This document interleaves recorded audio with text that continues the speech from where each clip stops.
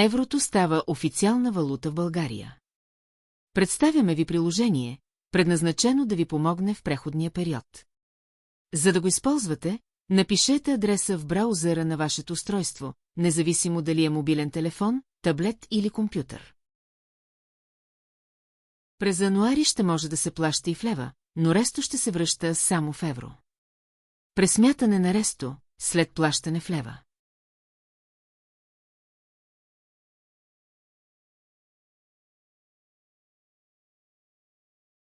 Бързо превръщане от лев в евро.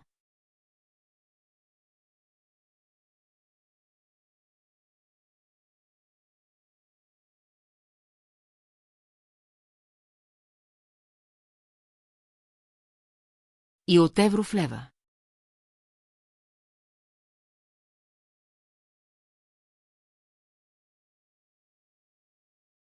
Интерфейсът е прост и удобен, наподобява стандартен джобен калкулатор. Всички бутони са ясно обозначени и визуално балансирани за лесно разпознаване. Клавишите са оптимално разположени, така че да можете да работите с една ръка. Най-използваните функции са поставени на най-достъпните позиции. Предвидена е възможност за избор на ориентация лява или дясна ръка. Това гарантира удобство, в зависимост от предпочитанията ви. Тази и други настройки се активират като задържите натиснат бутон настройки и изберете съответната функция. Можете да регулирате размера и позицията на калкулатора върху екрана. Така всички клавиши остават лесно достъпни, независимо от големината на ръката ви. Ако задържите бутона Help, на бутоните ще се покажат допълнителни функции, които се активират с продължително натискане на съответния бутон.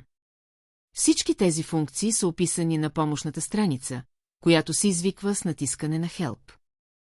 Калкулаторът има версия, предназначена да подпомогне хора с проблемно зрение, при използване на която се изговарят цифрите и действията от натиснатите бутони, както и резултатът в лева и евро.